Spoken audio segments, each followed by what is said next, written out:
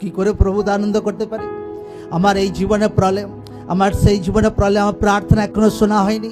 হ্যাঁ, আমার হাজব্যান্ড এখনো চেঞ্জ হয়নি, আমার বাচ্চারা এখনো বিগড়ে আছে, আমার ফাইন্যান্সিয়াল লাইফ এখনো সেট হয়নি, আমার ক্যারিয়ার লাইফ সেট হয়নি। আমি কিভাবে আনন্দ করতে পারি, কিভাবে আনন্দ থাকতে পারি? কিন্তু সেই ব্যক্তি বলছে যে প্রভুর কারণে হাইয়েস্ট তক একদম জীবনে কষ্ট দুঃখ সহ্য করেছে। আমার মনে হয় না পৌলের মতো আর কোনো ব্যক্তি প্রভুর নামের কারণে এই দুনিয়াতে দুঃখ কষ্ট তাড়না সহ্য করেছে। সেই ব্যক্তি মণ্ডলী লোকদেরকে বলছে, প্রভুতে তোমরা সর্বদাই তোমরা আনন্দ থাকো, সর্বদা তোমরা খুশি থাকো।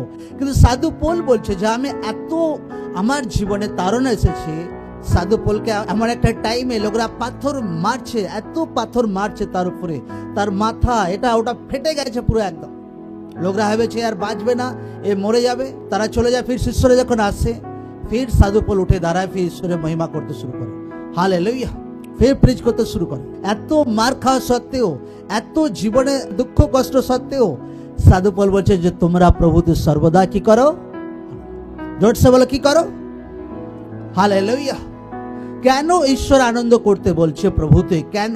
প্রভুতে मतलब কি? প্রভুর সুসমাচারে, প্রভুর সেবাতে, প্রভুর প্রার্থনাতে, মণ্ডলীর আশাতে, ঘরে উপবাস জীবনে, বনাতে, হার দিশাতে একদম আনন্দ ঈশ্বর করতে বলছে।